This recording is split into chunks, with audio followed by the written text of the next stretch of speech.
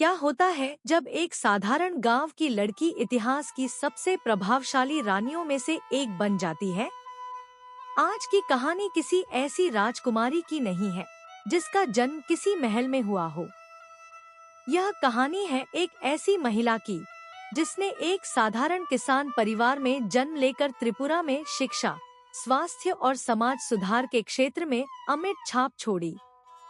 आप सभी का स्वागत है मेरे channel the history of Tripura and folklores में, जहां त्रिपुरा के राजाओं, रानियों, संस्कृति और लोगों की भूली बिसरी कहानियां आज भी जीवित हैं। आज के इस एपिसोड में हम जानेंगे महारानी तुलसीप्ती देवी के जीवन और उनकी विरासत के बारे में। एक ऐसी रानी जिन्हें उनके शाही जन्म से नहीं बल्कि समाज के लिए किए गए महान कार्यों से याद किया जाता है। तो चलिए शुरू करते हैं। प्रारंभिक जीवन। महारानी तुलसीप्ती देवी का जन्म वर्तमान अगरतला के निकट स्थित नलगरिया गांव में हुआ था। त्रिपुरा की कई अन्य रानियों के विपरीत उनका जन्म किसी शाही परिवार में नहीं हुआ था। वे एक साधारण मैतेई किसान परिवार से थी। उनके पिता का नाम थोंगाम रूपानंद था और उनका परिवार गांव में सादगीपूर्ण जीवन बिताता था। ऐतिहासिक स्रोतों के अनुसार तुलसीप्ती बचपन से ही बुद्धिमान, मेहनती और प्रशासनिक क्षमता वाली थी। उन्हें बुनाई, हस्तशिल्प और अन्य कलाओं का भी अच्छा ज्ञान था। दुर्भाग्यवश इतिहास में इस बात का बहुत अधिक विवरण नहीं मिलता कि वे राजमहल तक कैसे पहुंची और महाराजा राधा किशोर माणिक्य से उनका विवाह कैसे हुआ। हालांकि इतिहासकारों का मानना है कि उस समय त्रिपुरा के राजा केवल राजघरानों की राजकुमारियों से ही विवाह नहीं करते थे, बल्कि कभी-कभी ऐसी महिलाओं को भी चुनते थे जो सुंदर, बुद्धिमान, प्रतिभाशाली और कला कौशल में निपुण होती थी। संभवतः तुलसीप्ती की बुद्धिमत्ता, प्रतिभा और व्यक्तित्व ने राज दरबार का ध्यान आकर्षित किया। धीरे धीरे उन्होंने महाराजा राधा किशोर माणिक्य का विश्वास और सम्मान प्राप्त किया और अंततः मुख्य रानी के पद तक पहुंच गईं। उस समय की सामाजिक परिस्थितियों को देखते हुए यह अपने आप में एक असाधारण उपलब्धि थी। महाराजा राधा किशोर माणिक्य से विवाह। तुलसीप्ती देवी महाराजा राधा किशोर माणिक्य की महारानी बनी, जिन्होंने 1896 से 1909 तक त्रिपुरा पर शासन किया। एक मैतेई रानी होने के कारण वे अपने साथ मणिपुरी संस्कृति, परंपराएं और वैष्णव धार्मिक परंपराएं लेकर आईं। त्रिपुरा और मणिपुर के बीच वैवाहिक संबंध पहले से ही दोनों क्षेत्रों को सांस्कृतिक रूप से जोड़ रहे थे। महारानी तुलसीप्ती ने भी इस सांस्कृतिक संबंध को और मजबूत किया, लेकिन उनका योगदान केवल संस्कृति तक सीमित नहीं था। उन्होंने अपना जीवन समाज सुधार और जन कल्याण के कार्यों को समर्पित कर दिया। महिलाओं की शिक्षा की अग्रदूत। महारानी तुलसीप्ती को त्रिपुरा में महिला शिक्षा की अग्रदूत माना जाता है। 19वीं शताब्दी में भारत के अधिकांश हिस्सों में लड़कियों की शिक्षा बहुत सीमित थी। महिलाओं को शिक्षा प्राप्त करने के अवसर बहुत कम मिलते थे।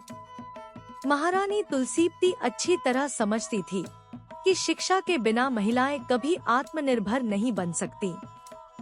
इसी सोच के साथ उन्होंने 9 अप्रैल 1894 को त्रिपुरा के पहले बालिका विद्यालय की स्थापना की। इस विद्यालय का नाम रखा गया अगरतला बालिका विद्यालय। शुरुआत में यह विद्यालय राजमहल के भीतर चलाया जाता था। सबसे महत्वपूर्ण बात यह थी कि इस विद्यालय का पूरा खर्च महारानी तुलसीप्ती अपने निजी कोष से उठाती थी। बाद में विद्यालय को महल से बाहर स्थानांतरित किया गया ताकि अधिक से अधिक लड़कियां शिक्षा प्राप्त कर सकें। आज यही विद्यालय त्रिपुरा के सबसे प्रतिष्ठित विद्यालयों में से एक, महारानी तुलसीप्ती गर्ल्स हायर सेकेंडरी स्कूल के नाम से जाना जाता है। आज भी हजारों छात्राएं उनकी इस दूरदर्शी पहल का लाभ उठा रही हैं। महिलाओं के स्वास्थ्य के लिए योगदान।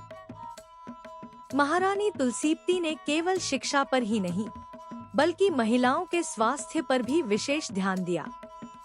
उन्होंने महसूस किया कि उस समय महिलाओं के लिए उचित चिकित्सा सुविधाएं उपलब्ध नहीं थी। उन्होंने महाराजा को महिलाओं के लिए अलग चिकित्सा व्यवस्था बनाने के लिए प्रेरित किया। इसके परिणामस्वरूप 1905 में अगरतला के विक्टोरिया मेमोरियल अस्पताल में महिलाओं के लिए एक अलग 10 बेड वाला वार्ड स्थापित किया गया। आज यही अस्पताल इंदिरा गांधी मेमोरियल अस्पताल के नाम से जाना जाता है। यह त्रिपुरा में महिलाओं के लिए विशेष स्वास्थ्य सेवाएं उपलब्ध कराने की शुरुआती और महत्वपूर्ण पहल थी। रानीर बाजार की स्थापना। महारानी तुलसीवती किसानों और ग्रामीण लोगों की समस्याओं को भी अच्छी तरह समझती थी। उस समय ग्रामीण क्षेत्रों के लोगों को अपनी उपज बेचने के लिए उचित बाजार उपलब्ध नहीं थे।